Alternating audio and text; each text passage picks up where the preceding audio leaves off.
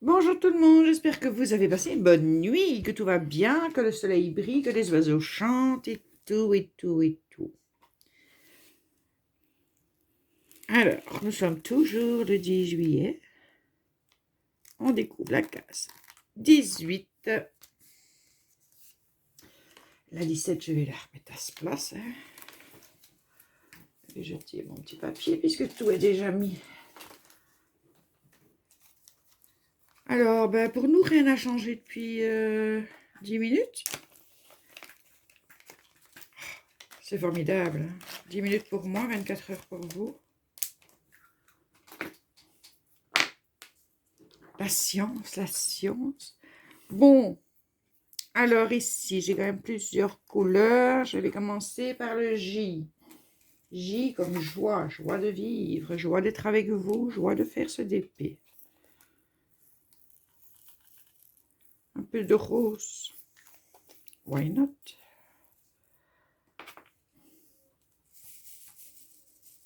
Oh, on a un petit hibou. On a un petit hibou.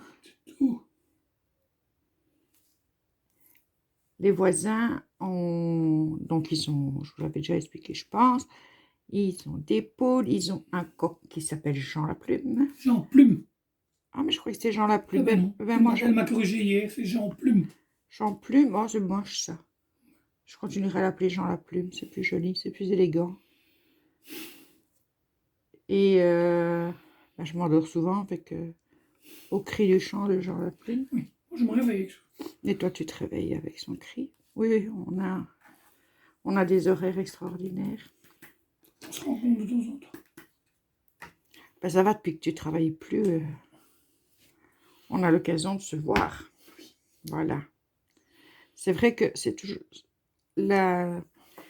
mon rythme de sommeil et son rythme de travail. Si je devais avoir mon rythme de sommeil et qui reprend le boulot, on ne se verrait pas des masses. Parce que je me réveille quand lui va se coucher. Et puis on se voit un peu avant le souper, au souper. Puis après, il va travailler. Et quand il rentre du travail, moi, je me suis endormie depuis 2 heures ou 3 heures. Donc, je dors. On ne sait pas s'il va retourner travailler au mois de septembre ou pas. Je suis fausse. Ouais. C'est un hôtel qui tourne beaucoup avec les hommes d'affaires. Et comme les hommes d'affaires, ils ont découvert qu'on pouvait discuter via Internet. Donc, ça va être plus difficile. Quoiqu'il y aura toujours ceux qui viennent visiter les usines ou discuter avec les directeurs d'usines ou le personnel. Parce que ça aussi, hein. Et c'est pas un hôtel de vacanciers.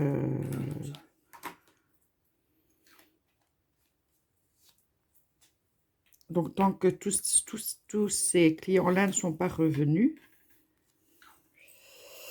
et tant qu'il y a toujours des angoisses, des crises de nouveaux variants, ils ne vont pas revenir. Et puis, ils sont dans des zones, il y a beaucoup d'anglais, je pense, d'irlandais, d'écossais, de chinois, d'américains, d'allemands. Ouais, donc, il y en a quand même beaucoup qui Des Indiens. Ouais, des Indiens, voilà, avec le Covid, c'est beaucoup de régions qui ne peuvent pas venir pour l'instant en Belgique. Donc, on a été boire un café, un coca pour être honnête, avec sa patronne, pour un peu papoter, voir comment elle va, comment elle s'en sort. Et elle lui a dit, j'espère qu'en septembre, tu pourras revenir. Voilà, on ne sait pas. On ne sait pas. Après, je crois que Pilou, il a pris ses petites habitudes. Il est bien près de moi.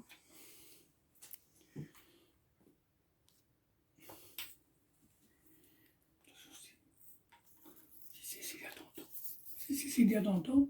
Ben, si Cécilia, on te l'a dit, hein, puisqu'on t'a vu en même temps. Maintenant, s'il doit aller travailler, il ira, et même avec plaisir, revoir ses collègues, etc. C'est pas ça la question. Mais je veux dire par là que si ça ne doit pas se faire, il ne va pas faire une dépression nerveuse. Parce qu'il se sent bien auprès de moi. Cécilia, c'est sa collègue. Elle est adorable. Et merci de regarder certaines de mes vidéos, Cécilia. Ça m'a fait plaisir quand tu me l'as dit.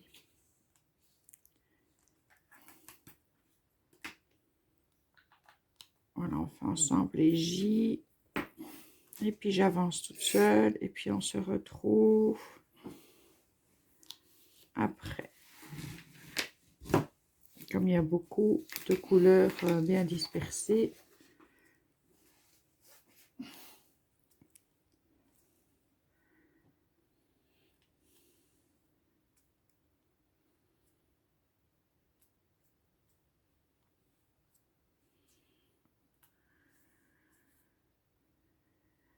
Voilà. Dans le calme. Alors oui, on a eu un petit orage qui a duré 5 minutes. Tout petit, hein? Ouais, tout petit. Mais bon, ça ne veut pas dire qu'il n'y en a pas un autre qui arrive derrière, puisque je ne sais pas si l'alerte est levée. Ça peut être. S'ils relancent le numéro, c'est qu'ils s'attendent, mais peut-être pas chez nous. Oui, c'est ça. Donc moi, je vous retrouve après avoir bien entamé déjà cette case numéro 18. À tout de suite. Mais revoilà pour terminer avec vous. Enfin, terminer, j'ai quand même essayé une belle partie. Hein. Donc, j'espère que ce ne sera pas trop long. Pour vous, du moins. Alors, pour continuer à papoter, on était occupé toujours à regarder le CI. Et c'est sur la vaccination, puisque là, vous aurez déjà eu l'allocution du président du 12 juillet. Puisque quand vous verrez celui-ci, on sera le 29 juillet. Donc, fatalement, vous l'aurez entendu. Mais donc, la discussion portait sur l'obligation de vaccination des soignants. Et pourquoi pas d'autres acteurs de la vie sociale. Et nous, on pense, enfin Pilou est d'accord avec moi, on pense que ça ne devrait même pas se discuter, que ça fait partie enfin, moi j'ai l'impression que ça fait partie du serment d'Hippocrate, de soigner les gens. Et je n'ai jamais entendu un morceau du serment d'Hippocrate disant qu'on peut mettre la vie de ses patients en danger, et c'est ce qui se passe. Alors, moi, je me demandais si je suis hospitalisée pour une raison ou une autre. Quoique, en Belgique, les soignants sont vaccinés vraiment à une proportion bien plus grande qu'en France. Mais disons que, bon, mais je vais en vacances en France. Je vais me faire hospitaliser pour une raison X ou Y. Est-ce que j'ai le droit, quand la porte s'ouvre, de demander à la personne qui veut rentrer, que ce soit une infirmière ou une dame qui vient nettoyer, ou que ce soit un médecin, s'il est vacciné ou pas? Je pense, alors, Pilou me dit non.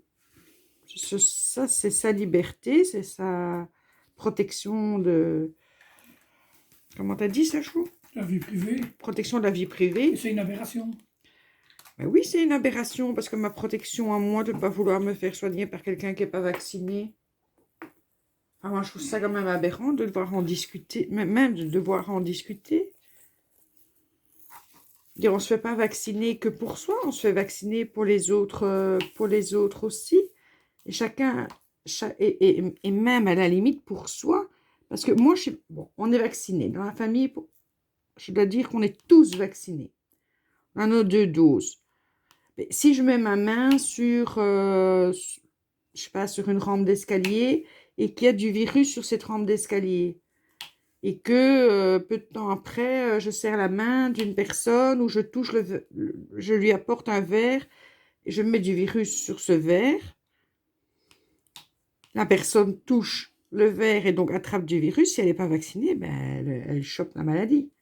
On est d'accord, on se fait quand même vacciner pour ne pas infecter les autres et pour ne pas se faire infecter. Si ce n'est pas pour la communauté, ben, faites-le pour vous. Ça me semble logique.